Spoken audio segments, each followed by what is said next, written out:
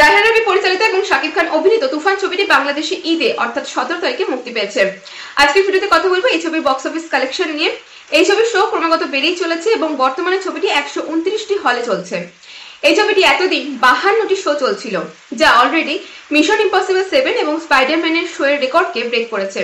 এই সপ্তাহ থেকে ছবিটি শুধুমাত্র শুক্রবার 58টি শো পাচ্ছে এবং বাকি দিনগুলো 56টি শো চলবে স্টার সিনেপ্লেক্সে।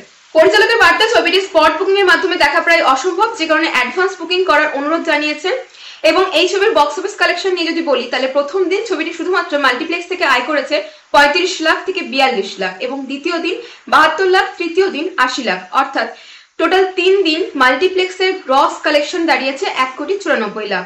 এই ছবিটি চতুর্থ দিন শুধুমাত্র 20 তারিখ পর্যন্ত টোটাল সিঙ্গেল স্ক্রিন এবং মাল্টিপ্লেক্স মিলিয়ে টোটাল কালেকশন দাঁড়িয়েছে 10,25 লাখ, যা শাকিব খানের বিগত ছবি রাজকুমারের বক্স অফিস কালেকশনকেও হার মানিয়েছে। এই ছবিটি আলফা আই, এসপিএফ এবং চরকি যৌথ প্রযোজনায় নির্মিত শাকিব খানের 250তম ছবি, যার রানিং টাইম প্রায় 2.5 ঘন্টা। এবং এই ছবিতে শাকিব খান প্রথমবারের মতো চঞ্চল চৌধুরী এবং রায়হান রাফির সাথে কোলাবোরেশন করেছেন।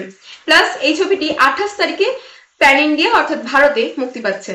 দেখা যায় ছবিটি এবার বাংলায় কতটা ব্যবসা করতে সফল হয়। এই ছবির রিসেন্টলি আপলোড হওয়া দুষ্টু কপিল গানের রিঅ্যাকশন ভিডিও চ্যানেলে আপলোড করা হয়েছে, লিংক ডেসক্রিপশনে পেয়ে যাবেন, চেক আউট করতে পারেন। এবং ভিডিওটি ভালো লাগলে অবশ্যই লাইক, শেয়ার এবং কমেন্ট করতে ভুলবেন না।